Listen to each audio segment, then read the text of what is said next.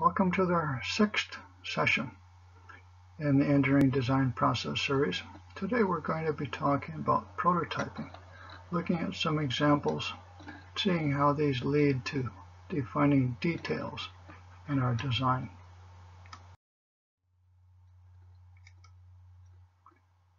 Prototyping is an important part of the third phase of our engineering design process.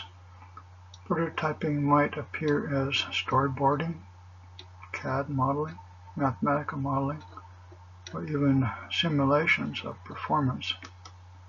We'll be looking at each of those types today and seeing how they might best fit our needs. Detailing will come from our prototypes. We'll be looking for what parameters in our model or in our design might produce the best results. So we'll be analyzing by the use of prototypes to make some of these detailed decisions. Hopefully we'll come away with an understanding of the effects of these variations on the performance that we're trying to achieve. First type of prototype we'll look at is storyboarding. What is a storyboard? The storyboard is simply a way of representing something visually with a set of ordered drawings. It's a frame-by-frame depiction of motion, perhaps, or a sequence of events. For example, in the stacking of these objects, it could be depicted by a series of pictures demonstrating how the stack changes over time. What are some uses of a storyboard? One, studying paths a vehicle might take. We're looking at analyzing our drivetrain. Perhaps we use storyboards for visualizing motion of mechanisms, for analyzing game elements, or maybe for showing the stages of development of our robot. The first example for storyboarding is one in which, during the autonomous game, we're seeking how we're going to position our robot to accomplish scoring. We can determine perhaps from storyboarding where we're going to locate sensors and collection in order to get the most efficient movement of our robot. So let's say that we have a robot that has a sensor on the side and a collection on the back. We're going to be using it to collect those yellow stones that are lined up in the picture on the game field. If we're on the red lance, we'll be in the right-hand side of the field, and we see that that's going to result in our robot moving into 4 different positions before we collect the stones. On the other hand, if we're on the blue alliance, we start on the left side of the field, and because of the position of the sensor, we're now going to need 5 positions before we can collect robot and score. We have an additional turn right here before we can move over into position for scoring. So that helps us to judge perhaps the best placement in order to minimize the movement required in our robot and speed up the scoring.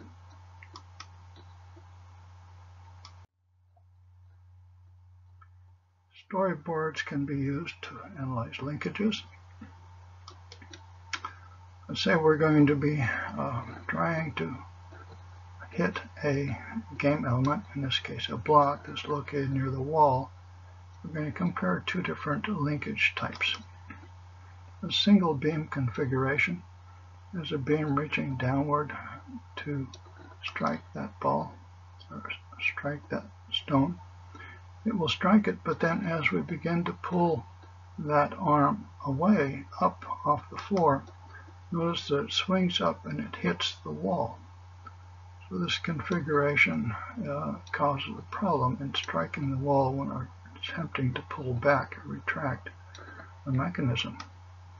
On the other hand, if you take a 4-bar linkage and say that it needs to strike that block placed near the wall, it can do it in this configuration. Then as it pulls back, it's going to move upward, and it moves away from the wall rather than toward the wall as it begins to retract. So we can learn from this kind of a storyboard that the 4-bar linkage begins with the arm horizontal, and it can then rotate away without striking the wall. So in this case, it seems to be the better option for striking that block and then retracting as it moves away.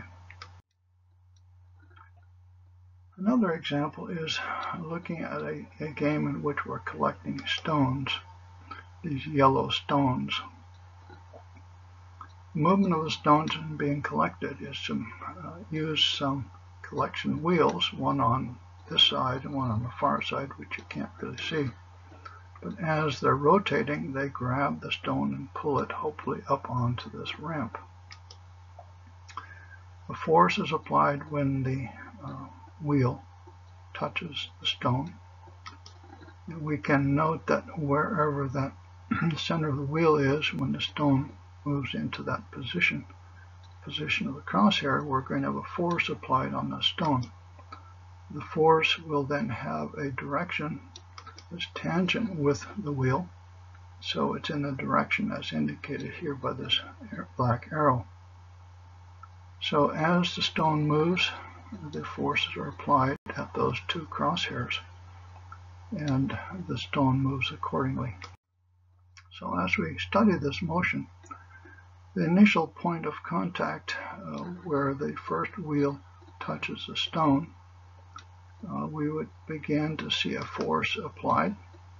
We could put a marker on the stone, such as a little circle, and then indicate that there's a force applied at that point. Where would that point move? That point would move along that line of action of the force, moving the block to the right and upward, where it's in contact with the wheel. The other corner of the block on the left side would remain in contact with the floor. We continue this by marking the block, moving it forward and up that line of action, seeing how this stone moves in time increments, moving it more and more like this. Now at the point shown here, the stone begins to be where it could contact that leading edge of the ramp. So that's a point we need to note. The next time step forward, we see that the stone actually comes in contact with the second wheel. So now we have forces applied on the stone at those two crosshairs, both of which are going to move their respective point of contact along that line of action. We see it begins to move the stone up in this direction. All right, so what do we learn from this type of storyboard? We see the motion. From this, we can tell that the location and angle of the collection wheels will guide the motion of the points of contact and produce this path for the stone. The wheel distance from the leading edge of the ramp is going to be critical for the stone to go onto the ramp and hopefully not strike the leading edge of the ramp, but go up the ramp. And after both wheels come in contact, the stone then begins to move without rotating, but moving with a constant slope as it progresses up the ramp. So we learn a lot about the movement of the stone, where we need to position the ramp. And storyboarding can help make some of the design decisions for placement of the ramp, placement of the wheels, angle of the wheels, and so on. So storyboards in this case can really help us visualize the motion. CAD is another way to prototype. What's CAD? Simply computer-aided design, where you can produce some precise drawings. It's also a tool for creating parts, unique parts, and for attaching parts into assemblies and seeing how that works out. Uses of CAD can be for creating some uniquely shaped parts, for assembling mechanisms to see how they function, assembling entire robots, and sometimes even for creating assemblies to show details to others. So it's a communication tool for helping us to explain to others what our design is. One example is making a special part. In this case, where the game challenge was grabbing this relic, a three-dimensional grabber was made by taking the inverse of the shape of the relic, making it so that when it grabbed, it had a very perfect fit to the relic, the object it was picking up. This helps to visualize the part. Also, it ended up being a pattern for 3D printing of that actual part for mounting on a robot. Another example of CAD is where you put all the components together, and then by enhancing with some drawings of your own on top of it, you can communicate movements of the drivetrain, movements of collecting device, and so on. So it's a tool then for communicating to others, and also helping yourself to understand how the movements will occur and if there could be problems from that. Math models are another way of prototyping. So what is a math model? Simply a way of describing some key features or responses by using math. It gives us a way of predicting actions and conditions for a system. We can use math modeling in a number of different ways. One is for quantifying the changes in the robot or in a mechanism over time. We can describe experimental data by putting a math model, developing a math model by fitting an equation to the data. We can also analyze performances and see how these performances vary as we vary the input conditions, so we can optimize our design. Let's take an example here. We know that the trajectory of a ball that's launched into the air is pretty well defined by physics equations. We have a launch angle and a launch velocity, and that determines the path of this ball that's being launched. Of course, we have assumptions associated with it, that the gravitational acceleration is known and that there's no air resistance on the ball. So then these equations can be used to model its motion. The x or horizontal movement here is defined by its initial position plus its velocity in the x direction, initially times the time from the initial launch, plus a term for the acceleration that occurs during this time period. The acceleration is a sub x, it's 1/2 at squared. But if we're assuming there's no air resistance, that term drops out. And x is simply the original x position plus velocity times time. And looking at the drawing here, we see that the x component of the velocity is simply the initial velocity multiplied by the cosine of the angle of inclination. So that trigonometric relationship tells us what the x or horizontal component of the velocity is. In evaluating the y position of the ball, we have the same type of equation, but now the acceleration is not zero, but it's the gravitational acceleration. And the vertical component of the velocity is initial launch velocity, v0, times the sine of that angle of inclination. With that, we are able to model the trajectory. So we can take that and produce some numbers for different points in time after launch, we can calculate the x and the y coordinate of the ball. We can then produce a graph of this nature, and we can visualize what the path of that ball will be with the stated initial velocity and the angle of inclination for that launch. Now let's assume that we have a game in which we're scoring by launching a ball and we're attempting to hit a goal that is a certain height h from the floor. We can then calculate the trajectory that would best put the ball into that goal. So remember that there are always constraints associated with games. In this case, we're being told that we cannot launch the ball high into the air for safety reasons. And so if it must stay under 2 meters, that's one constraint. The ball height, in order to score, has to be at least the height of the goal when it's on the near side of the goal.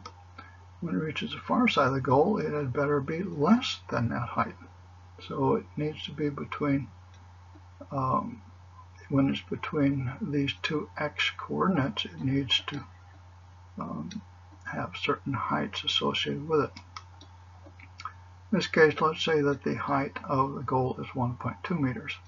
So we're talking about being above 1.2 meters, below 2 meters when it reaches the area of the goal. So if we model this a bit further to check requirements, we can try different velocities.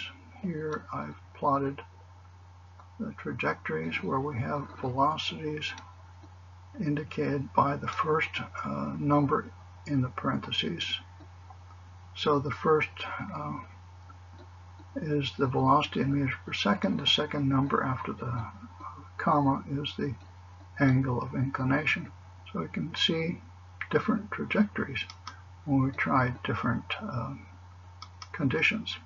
Again, we have to stay under the 2 meters height, and it has to have an elevation of 1.2 meters when it's in the vicinity of that goal. So we have a 0.2 meter wide goal. It must be above the height of the 1.2 meters as it approaches the near side, and yet it needs to be below that when it reaches the far side. So we've shown 3 different cases here where the goal could be located a certain distance from the robot when we're firing it, and it could score in those 3 cases. So what do we learn from this kind of model? One, as we look at the numbers associated with these trajectories, the 6 meter per second velocity safely keeps the ball under the 2 meters. And we see really that the steeper launch, such as the yellow curve here, gives us a more opportunity for variation in our launch, and yet still scoring.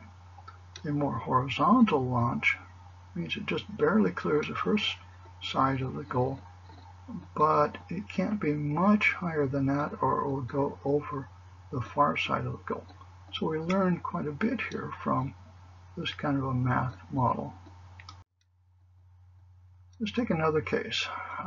We might choose to be launching the ball now using flywheels, something of this nature, where we have 2 flywheels spaced apart, the ball's introduced into it, the flywheels are counter-rotating with a speed omega. Omega here is in terms of radians per second. Certain mass associated with the flywheels, and so on. Mass associated with the ball, and as it is introduced into the contact with the flywheels, it's grabbed and thrust into the air with a velocity that's the tangential velocity of the flywheels.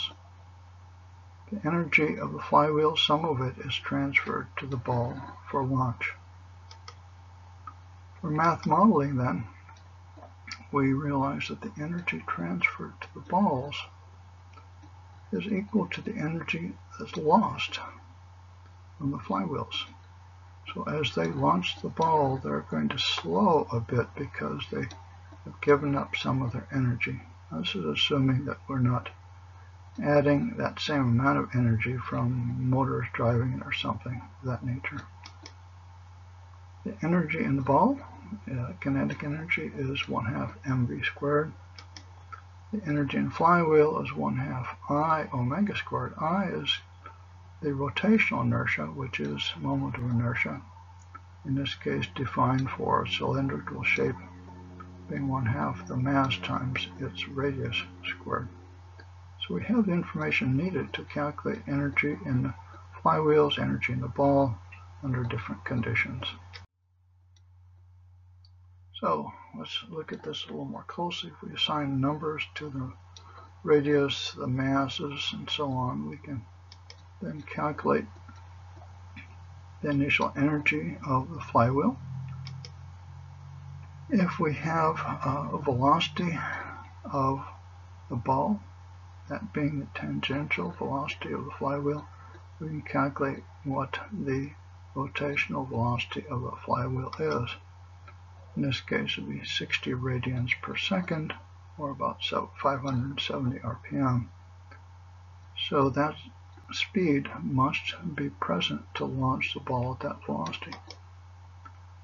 The moment of inertia for that flywheel is calculated. The energy in that flywheel is calculated. Okay, 2.25 kilogram meters squared per second squared. Now the ball, we've identified the velocity of the ball. We know its mass, we can calculate its kinetic energy, which is 0.9 kilogram meter per second squared. So as the ball is launched, this 0.9 kilogram meter squared per second squared is taken from the flywheels. So if we compare these two, we're removing 0.9 out of this 2.25, not 2.25 per flywheel, so it's really 4.5 for the two flywheels. So after the launch, we end up with 1.8 kilogram meter squared per second squared as the energy in a flywheel instead of the 2.25. So we had a significant drop. We find that we've dropped to 0.9 of the speed of the flywheel. So 9/10 of the rotational speed, which means 9/10 of the velocity that we had for the first ball is remaining possible for the second ball. So as we indicated, the flywheel kinetic energy is going to drop to 80% of its original, which means that the velocity then, which is a function of the square root of the energy, has dropped to 0.89, or about 90% of its original. So 89% of 6 meters per second means it's going to drop to 5.3 meters per second. Look at that graph of different trajectories with different conditions. Note that the line pointed to by the arrow is the 5.3 meters per second launched at an angle of 80 degrees. Notice how it compares to the line furthest to the right, which is a velocity of 6 meters per second launched at 80 degrees. So going from 6 to 5.3 has significantly changed the trajectory. Seeing the goal placement, if we were aiming the first ball at the center of the goal, as shown, then the very left or closest edge of the goal is going to be within the range of the other two lines near it, which are at 5.8 and 5.9 meters per second launched at 80 degrees. But the ball, if it's launched at 5.3 meters per second, falls far short of the goal. So this tells us that by this kind of analysis, we can see that 5.3 meters per second for the ball is going to be very short of the goal. We need to keep the velocity of the ball launch near 6 meters per second. That would suggest that we need to redesign our flywheels to have enough energy in them so that they can continue to launch a second and maybe a third ball without significant reduction in velocity, and therefore they'll be able to more consistently hit their goal for multiple shots. So, as we think about prototyping, we want to get the most from it. So we need to be sure that we select the best type of prototype. It needs to be time effective, cost effective, and fit the capabilities of our team. It also needs to enable us to test for the key requirements, to answer the questions that are most critical at this stage in their design. Need to produce useful data on the effects of different variations so we can then choose the right conditions or the right parameters for our design. And we need to be sure that we document the prototyping. Define the questions we're attempting to answer. Explain the process we're using for the prototyping, how we're going to answer the questions.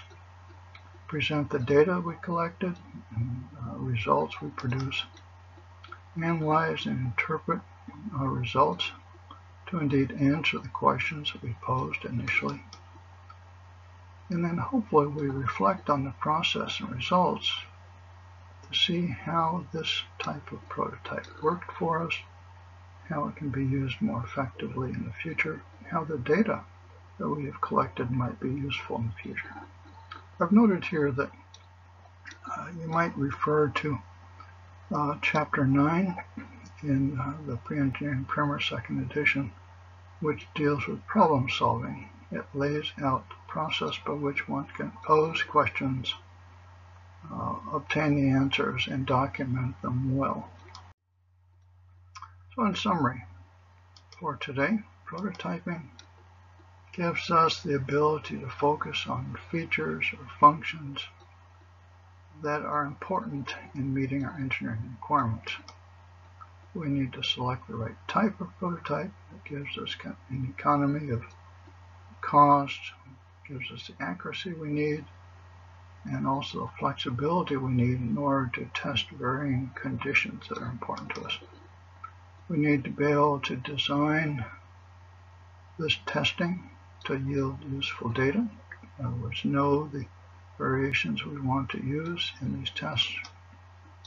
We need to interpret our results so we get the immediate results that we need for these decisions, but also we might have long-term value from the results that we've obtained. Of course, documenting the prototype and the variables used, the results, and interpretation. In terms of detailing, we just touched on this a bit today, but we want to look at the results, see how these results then define the details of our solution. And there'll be more discussion of this in the next lesson. So, to this point in time, we have looked at prototyping, a bit of detailing. As I mentioned, we'll look some more at detailing. We're going to look at prototyping in terms of simulation, where conditions change. We need to understand how they change. We're going to look at motors and matching motors to changing loads, because that will be important for us. So be sure to tune in again next time. And thanks for joining us. We'll look forward to seeing you. Again, we thank first for giving us the context for this inspiring sporting event for the mind. We'll see you next time.